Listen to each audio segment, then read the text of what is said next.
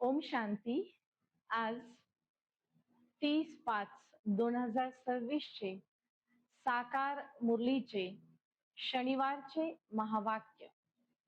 आज बाबांनी सिद्धी स्वरूप बनण्याचा उपाय सांगितला.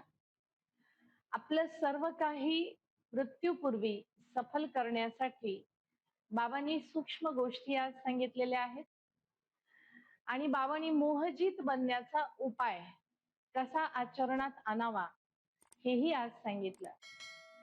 तर या गोष्टींचा बाबांनी आज विशेष उल्लेख केलेला आहे मुरलीमध्ये. चला तर आजचे महावाक्य ऐकूया. गोड मुलांनो, आपले सर्व काही ईश्वरीय सेवेत सफल करून भविष्य बनवा, कारण मृत्यू डोक्यावर आहे. प्रश्न आहे, ज्ञान ऐकत असताना पण मुलांना ज्ञानाची धारणा का नाही होत? उत्तर, त्याचं कारण आहे विचार सागर मंथन करत नाहीत. बुद्धियोग देहाच्या संबंधात अडकलेला आहे. आधी जर बुद्धीतून मोह निघाला तर काहीतरी धारणा होऊ शकेल. मोह अशी गोष्ट आहे जे एकदम माकडा समान बनवून टाकते. म्हणून बाबा मुलांशी पहिली प्रतिज्ञा आठवण करून देतात. देहसही देहाचे सर्व संबंध विसरा व बाबांना आठवण करा. आजचं गीत आहे, भोलेनाथ सारखा निराळा दुसरा कुणीही नाही. ओम शांती. आज बाबांनी महावाक्यांमध्ये सर्वप्रथम बिगडी बनवणारा कोण, सद्गती देणारा कोण याचं विश्लेषण केलं. सर्वांची बिघडलेली अवस्था बनविणारा बेहदचा पिता शिवबाबा आहेत, श्रीकृष्ण नाही. श्रीकृष्ण साकार देहधारी देवता आहेत. शिव निराकार परमात्मा बेहदचे पिता आहेत आणि तेच आत्म्याची बिघडलेली अवस्था व्यवस्थित करू शकतात, सुधारू शकतात. बाबा म्हणतात, गीतेचा भगवान श्रीकृष्ण नाही, शिव आहे. हे स्पष्ट करून सांगा. शिव रचयिता आहेत, श्रीकृष्ण त्यांची रचना आहे. ही गोष्ट आपल्यालाच बाबा समजावून सांगतात मुलांना, आणि मुलांना दुसऱ्यांना समजावून सांगण्याची मत बाबा देतात. शिवबाबा हिरे तुल्य बनवतात. गायन आहे हिरे तुल्य जीवन, कवडी तुल्य हे शब्द आहेत, परंतु कवडीपासून हिऱ्यासारखं जीवन आता संगम युगावर बनवायचे आहे. आणि बाबांचं फरमान आहे, बाप आणि वारसा हक्क याला आठवण करा, ज्याद्वारे आत्मा हिरे तुल्य बनू शकते. श्रीकृष्ण सर्व आत्म्यांचा पिता नाही, याच्यावर विचार सागर मंथन करून बुद्धीत धारण करायला पाहिजे आणि मग दुसऱ्यांना सांगायला पण पाहिजे. बाबा म्हणतात, काही जण मोहात फसल्यामुळे धारणा करू शकत नाहीत. फक्त गायन आहे, दुसरे सर्व संघ तोडून एक संघ बाबा सोबत जोडायचे आहे. माझा तर एक शिवबाबा, दुसरा कोणी नाही. परंतु बाबा म्हणतात, मोहामुळे माकडा समान बनलेले आहेत. आठवण करून देतात बाबा की मृत्यू समोर आहे, हे सर्व काही संपणार आहे. बाबा म्हणतात, तुमचे धन दौलत हे सर्व संपणार आहे. कुणाची दबून राहील धुळीमध्ये, कोणाचा चोर लुटून घेऊन जातील. हे गायन आहे. आता हे प्रत्यक्ष होणार आहे असं बाबा आपल्याला सांगतात, आठवण करून देतात. जसं विमानाचा अपघात होतो तर पोलीस येण्यापूर्वी चोर येऊन सर्व काही चोरून घेऊन जातात, मग पोलीस येतात. बाबा म्हणतात, आग लागते, कुठे अचानक कोणाचा मृत्यू होतो, तर हे सर्व होणारच आहे. देह अभिमान पहिला नंबरचा शत्रू आहे. आता देही अभिमानी बनण्याची सवय प्रॅक्टिस आपल्याला करायची आहे. बाबा म्हणतात हे कोणालाही माहित नाही की आत्मा काय आहे, परमात्मा काय आहे, आत्मा किती जन्म घेते, आत्मा भूमिका कशा पद्धतीने वटवते, हे माहीतच नाही. म्हणून निधनके बनले आहे. कारण रचयिता पित्यालाच विसरून गेलेले आहे. काही जण भक्तीमध्ये सुद्धा म्हणतात की आत्मा ज्योतीमध्ये विलीन होऊन जाते किंवा पारब्रह्मामध्ये विलीन होते. तर बाबांनी आज सांगितलं, आत्मा अविनाशी आहे. आत्म्याचा विनाश कधीही होत नाही. म्हणून हे म्हणणं चुकीचं आहे विलीन होणे. विलीन होणे अर्थात आत्म्याचं अस्तित्व संपणे. आत्मा अजर, अमर, अविनाशी आहे. बाबा म्हणतात दुनियावाल्यांना हा प्रश्न विचारा की देवांना हा वारसा हक्क कुठून मिळाला, कोणी दिला? हे ज्ञान आता आहे, मग प्रायलोक होऊन जाते. बाबा आपल्याला हे स्पष्ट करून सांगतात. आज बाबांनी हे पण सांगितलं की जे पण मुख्य चित्र आहेत प्रदर्शनी मधले ते मोठे मोठे बनवा, निमंत्रण देऊन मग त्यावरती समजावून सांगा. अक्षर मोठे असतील तर दुरूनच त्यांना वाचायला आणि समजेल वाचून. बाबा म्हणतात हे चित्र समजावून सांगण्यासाठी तुम्हाला भीतीची गरज नाही, घाबरण्याची गरज नाही. पुढे बाबांनी सांगितलं, काम महाशत्रू आहे.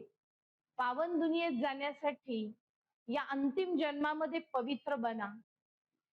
कारण पवित्र बनल्याशिवाय पावन दुनियेमध्ये कुणालाही जाता येणार नाही. बाबा म्हणतात सतयुग संपूर्ण निर्विकारी दुनिया आहे. तुम्ही जोपर्यंत निर्विकारी बनत नाही, बाबा म्हटले तुम्हा मुलांनाच बनायचे आहे. जसं मुलं तिथे जन्मतात कसे, तुम्ही विचार, बाबा म्हटले हे विचारायची गरजच नाही. कशासाठी हे विचारताय?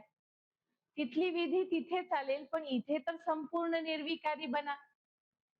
आधी बाबांची आठवण करून विकर्म तर विनाश करा, असं बाबांनी आज स्पष्ट सांगितलेलं आहे. बाबा सांगतात भक्तीमध्ये म्हटलं शिव परमात्माय नमः, आणि दुसरीकडे म्हटलं की शिव नाव रूपापासून निराळा आहे. मग शिव नाव तर आहे ना, शिवाला रूप पण आहे ना. परमात्माय नमः म्हटलं म्हणजे शिव आहेत आणि त्यांचे आपण पूजा करतोय, तर रूप पण आहे. तर ही गोष्ट सिद्ध करून सांगा की परमात्मा बीजरूप आहे आणि शिव या सृष्टीचा रचयिता आहे, हे स्पष्ट करून सांगा. बाबा म्हणतात धर्मस्थापक पण आता कब्र दाखल झालेले आहेत. कयामतचा समय जवळ आहे, अर्थात विनाशाचा वेळ जवळ आहे. ही सर्व दुनिया आता संपणार आहे, म्हणून आता वेळ कमी आहे. बाबांना आत्मा समजून आपल्याला आठवण करायचं आहे. आता आपल्याला सुंदर बनायचं आहे. आत्मा जी आहे आठवणीच्या यात्रेने सुंदर बनणार आहे. विकारांमुळे काळी झाली आत्मा, आता आठवणीच्या यात्रेने सुंदर बनायचं आहे. बाबा म्हणतात जे सेवा करणार त्यांचं नाव आपोआपच होणार. हुशार मुलांचं नाव आपोआपच घेतलं जातं. बाबा म्हटले हा अंतिम जन्म आहे, हे म्हणून आपल्याला सेवा करून आपलं खातं जमा करायचं आहे. हे प्रदर्शनीचे जे चित्र आहेत ते आंधळ्यासमोर जसा आरसा, कारण हे जोपर्यंत आपण समजावून सांगत नाही त्यांना त्यातला अर्थ कळत नाही. पण बरेच जण हे ऐकून जेव्हा रोज येतात तर बाबा म्हणले इथं काही जादूची गोष्ट नाही, अभ्यास आहे. अभ्यास जेव्हा आपण कळतो अभ्यास कळाल्यानंतरच बदल होतो. इथे जादू नाही, पवित्रता मुख्य आहे. आणि हा अंतिम जन्म आपल्याला पवित्र राहायचा आहे, बनायचा आहे. अच्छा, गोड गोड मुलांप्रती मातपिता बापदादांची खूप दिवसापासून बिछडलेल्या अशा मुलांना सुमधुर आठवण, सुप्रभात आणि नमस्ते. आत्मिक पित्याची आत्मिक मुलांना नमस्ते. आपणही म्हणायचे आत्मिक मुलांची आत्मिक पित्यास नमस्ते नमस्ते. धारणेसाठी प्रथम पॉइंट आहे, विनाशाच्या आधी आपलं सर्व काही सफल करायचे आहे. हा विनाशाचा वेळ आहे, म्हणून पावन जरूर बनायचे आहे. दुसरा पॉइंट, देहधाऱ्यांकडून बुद्धीचा योग काढून, मोह काढून मोहजीत बनायचे आहे. देह अभिमान जो पहिला नंबर शत्रू आहे, त्यावरती विजय प्राप्त करून सर्व संघ तोडून बुद्धीचा योग एक बाबा संघ लावायचा आहे. आजचं वरदान, आठवणीच्या मंत्राद्वारे विचार व कर्म अविनाशी सिद्धी प्राप्त करणारे सिद्धी स्वरूप आत्मा भव. बाबा म्हणतात, तुम्ही मुले सर्वोच्च सरकाराचे संदेश वाहक आहात. सर्वोच्च सरकार, ऑलमाइटी अथॉरिटीचे काय आहोत आपण? संदेश वाहक. म्हणून बाबा म्हणतात, कुणाशीही चर्चा करण्यात आपले मत डिस्टर्ब नाही करायचे, आपले मन डिस्टर्ब नाही करायचे. आठवणीचा मंत्र वापरायचा. जर कुणी वाणीने वश होत नाही, तर जसं दुनियेमध्ये मंत्रजंत्र करतात, तसे तुमच्या आत्मिक दृष्टीचा नेत्र आणि मनमनाभवचा मंत्र, आत्मिक दृष्टीचा नेत्र आणि मनमनाभव मंत्र आपल्याला संकल्पाला सिद्ध करून सिद्धी स्वरूप बनवायचे आहे. सुविचार, कर्माच्या जाणीवेत कृत्य कर्म न करता आत्म अनुभवामध्ये कर्म करा. कर्माच्या जाणीवेत कर्म न करता, कारण कर्म करत असताना आठवण विसरून जाते, आत्मअभिमानी स्थिती राहत नाही. म्हणून बाबांनी सांगितलं, कर्मामध्ये इतके लीन होऊ नका की आत्म अनुभव विसरून जाईल. म्हणून कर्माच्या जाणीवेत कर्म न करता आत्म अनुभवात कर्म करा. असा व्यक्त इशारा आहे. सदा अचल अडोल एकरस राहण्यासाठी, एकरस म्हणजे सदैव उडती कलाचा अनुभव आणि सर्व संबंध एकाशी जुटलेले. एक बाबा, दुसरा कुणीही नाही, सर्व एकाशी दोऱ्या बांधलेल्या, धागे एकाशी बांधलेले, त्यालाच म्हणायचं एकरस अवस्था. आज पूर्ण या मुरलीमध्ये बाबांनी याचं विश्लेषण खूप विस्तृतपणे केलेलं आहे. तर याला आपण चिंतन मंथन करून आचरणात आणूया. ओम शांती.